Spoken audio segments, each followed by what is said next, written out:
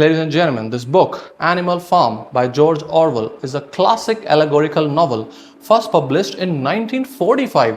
It tells the story of a group of farm animals who overthrow their human farmer in hopes of creating a society where animals can be equal, free, and happy. However, the rebellion ultimately leads to dictatorship, illustrating how powers can corrupt ideals. And I was totally flabbergasted after reading this book, and also when I realized how insanely accurate this book was. Orwell was a genius and produced a masterpiece, and it still fits the scenarios of modern society. In fact, in many countries across the world. Here are some of the timeless lessons this book has taught me. What begins as a dream of equality turns into a nightmare of tyranny. In Animal Farm, the pigs start as comrades in revolution but end up as dictators with whips in hand and whiskey on their breath. And it's not just a fiction, this is the reality of unrestrained power. Think of Muammar Gaddafi in Libya. He came into power in 1969 by promising freedom and reform, and then ruled for 42 years with iron fist, silencing any dissent with torture and executions. Another example would be that of Vladimir Putin. So Orwell screams a warning here. When no one holds leaders accountable, they don't just lose the sight of justice, they in fact obliterate it. Boxer, the noble horse in this book, keeps repeating, Napoleon is always right, Napoleon is always right, until he's sent to the slaughterhouse. So loyalty without awareness can be seriously fatal, and this isn't just a tragic animal tale. It's the story of millions of Germans under Hitler, many of whom followed orders blindly by participating in and enabling the Holocaust. This blind allegiance and obedience allowed evil to flourish under the guise of duty and patriotism. And Orwell pleads with us, loyalty must never be louder than conscience. The squaler doesn't need a gun because he has words. Through twisted statistics and emotional manipulation, he convinces the animals that they are thriving while they starve. And this is chillingly familiar. In North Korea, the state media glorifies their supreme leader on daily basis, feeding citizens lies about prosperity while many survive on grass and insects. Propaganda doesn't just spread lies, it creates an alternate reality. And Orwell shows us that the truth is not just a casualty of war, it's in fact the first one. The animals' revolution is glorious, but just for a day. And then it mutates, gets twisted into the very thing that it aimed to destroy. Look at the Arab Spring, for example. Sparked by cries of freedom, it toppled dictators. But in many places like Syria, it spiraled into brutal civil war, and in Egypt, it led back to same military rule. Orwell teaches us that the fall of a tyrant is not the end. It's in fact the beginning of a new test. And the test is whether the revolution can protect its soul.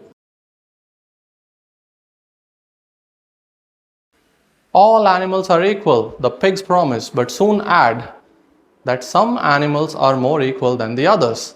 And this is not just a satire, it's in fact history. Like in apartheid South Africa, the constitution promised law and order, but rights were reserved for white people, while black citizens lived as outsiders in their own country.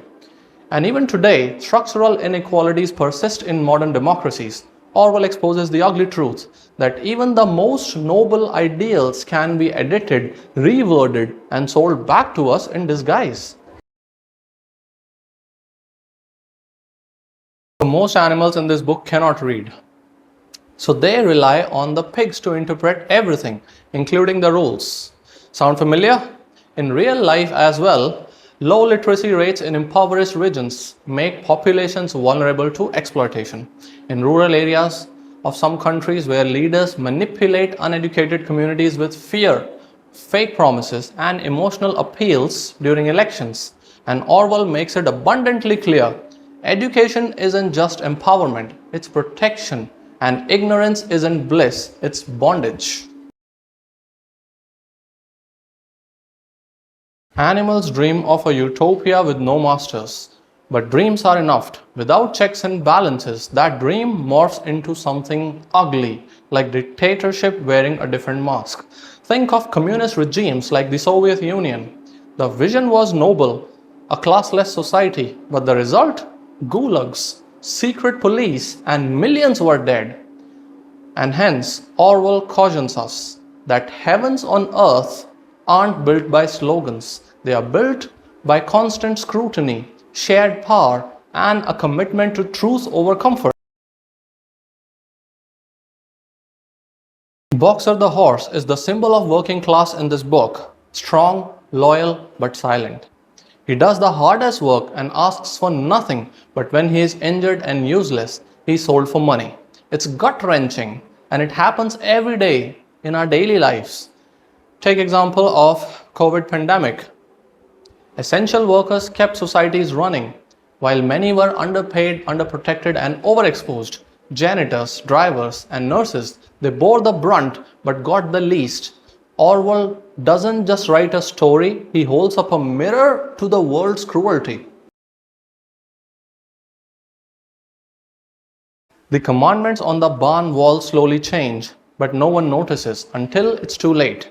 The subtle manipulation is real. Look at how China has gradually altered its constitution to extend Xi Jinping's rule indefinitely. The rules didn't break all at once. They shifted bit by bit so subtly that resistance never saw it coming. Orwell's message here: dictators don't always arrive with fanfare. Sometimes they slip in through edits, through small lies. In the final scene, the pigs and humans dine together, and the animals can't tell who's who. So the cycle is complete. It's haunting and it's real. After the fall of colonial powers, many post-colonial leaders in Africa and Asia promised reform but became tyrants themselves.